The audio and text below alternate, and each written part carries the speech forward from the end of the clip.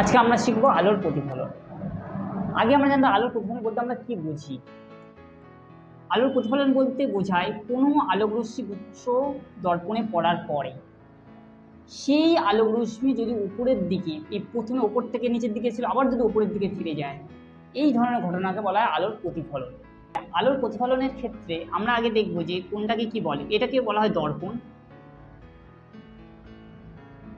যে আলোক রশ্মিগুলো দর্পণের উপর থেকে এসে পড়ে এটাকে বলা হয় আপতিত রশ্মি। আর দর্পণে পড়ার পরে ওকে প্রথম মাধ্যমে উপরের দিকে ফিরে যায়, একে বলা হয় ফলিত রশ্মি। তাহলে আলোর প্রতিফলন কাকে বলে? আলোক রশ্মি কোনো স্বচ্ছ মাধ্যমের মধ্যে দিয়ে যাওয়ার সময় অপর একটি মাধ্যমের বিভেদ তলে আপতিত হলে ওই আপতিত রশ্মির কিছু অংশ দ্বিতীয় মাধ্যমের তল থেকে দিক পরিবর্তন করে পুনরায় প্রথম মাধ্যমে ফিরে আসে, এই ঘটনাকে আমরা বলি আলোর প্রতিফলন। এই আলোর প্রতিফলনকে দুটো ভাগে ভাগ করা হয়, একটা হলো নিয়মিত প্রতিফলন আর একটা হলো বিক্ষিপ্ত প্রতিফলন। যখন দর্পণের ওপর এই আপতিত রশ্মিগুলো পড়ে এ সমান্তরালভাবেই পড়ে। এখন সমস্যা হলো, দেখো দর্পণ দু ধরনের হতে পারে, একটা হলো মসৃণ দর্পণ, একটা হলো অমসৃণ দর্পণ। ঠিক আছে, এবার দেখো মসৃণ দর্পণে কি হয়, আপতিত রশ্মিগুলো সবসময় তো সমান্তরালভাবেই পড়বে। আপতিত রশ্মিগুলো সমান্তরালভাবে পড়ে, দর্পণটা যদি মসৃণ হয় না তাহলে এই একটি নির্দিষ্ট দিকে এমনভাবে বেরিয়ে যায়, প্রতিফলিত হয়। পরিপতিত রশ্মিগুলো নির্দিষ্ট দিকে বেরিয়ে, এই ধরনের প্রতিফলনকে আমরা বলি নিয়মিত প্রতিফলন। ঠিক আছে, নিয়মিত প্রতিফলন কাকে বলে? সমান্তরাল আলোক রশ্মি গুচ্ছ যখন কোনো মসৃণ প্রতিফলক বা দর্পণের উপর এসে পড়ে তখন প্রতিফলনের সময় একটি নির্দিষ্ট দিকে অগ্রসর হয় বা প্রতিফলিত হয়, তাকে বলা হলে নিয়মিত প্রতিফলন। বিক্ষিপ্ত প্রতিফলন কি হয়? বিক্ষিপ্ত প্রতিফলন কোনটাকে বলবো?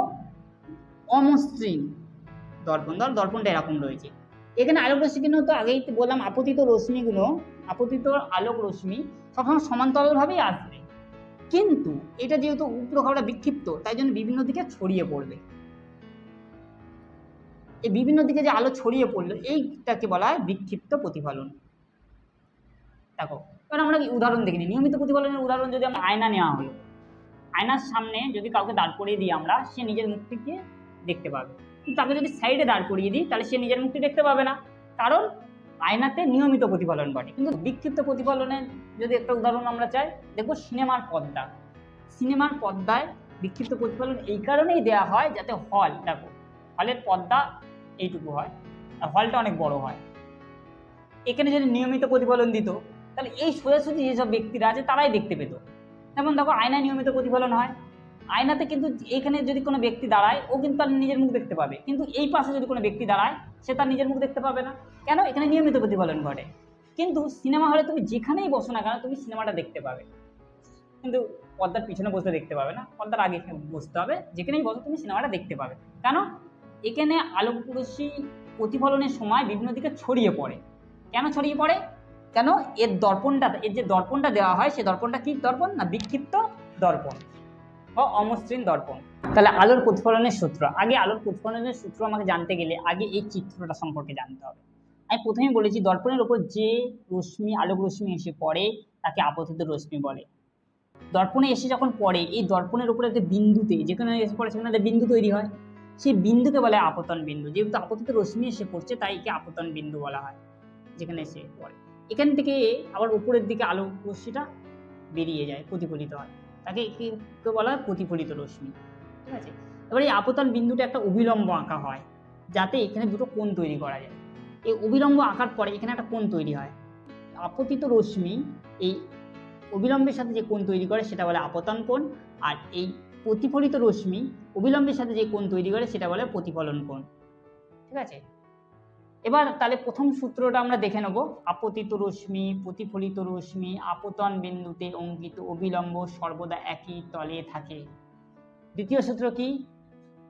আপতন কোণ আর প্রতিফলন কোণের মান সর্বদা সমান হয়, এই দুটোর মান সবসময় সমান হয়। তুমি যেহেতু যদি পরীক্ষায় আসে এর মান 30 ডিগ্রি, তাহলে প্রতিফলন কোণের মানও হবে 30 ডিগ্রি, এর কোণের মান ধরো 45 ডিগ্রি, প্রতিফলন কোণের মান হবে 45 ডিগ্রি। অনেক পরীক্ষায় প্রশ্ন কিন্তু এসে থাকে যে আপতিত রশ্মি কাকে বলে, প্রতিফলিত রশ্মি কাকে বলে, আপতন বিন্দু কাকে বলে, আপতন কোণ, প্রতিফলন কোণ কাকে বলে। আচ্ছা, আমরা একবার সহজ পদ্ধতি দেখে নিই। আপতিত রশ্মি, দর্পণের ওপর যে আলোক রশ্মি এসে পড়ে, দর্পণের ওপর যে আলোক রশ্মি এসে পড়ে তাকে আপতিত রশ্মি বলে।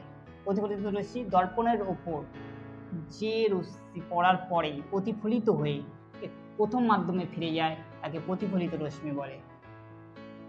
আপতন বিন্দু কাকে বলে, আপতিত রশ্মি দর্পণে এসে পড়ার সময় যে বিন্দু তৈরি করে। আপতন কোণ কাকে বলে, আপতিত রশ্মি অবিলম্বের সাথে যে কোণ তৈরি করে। প্রতিফলন কোণ কাকে বলে, প্রতিফলিত রশ্মি অবিলম্বের সাথে যে কোণ তৈরি করে। অতটা ইম্পর্টেন্ট নয়, এই দুটো সূত্র কিন্তু খুব ইম্পর্টেন্ট আমাদের জন্য।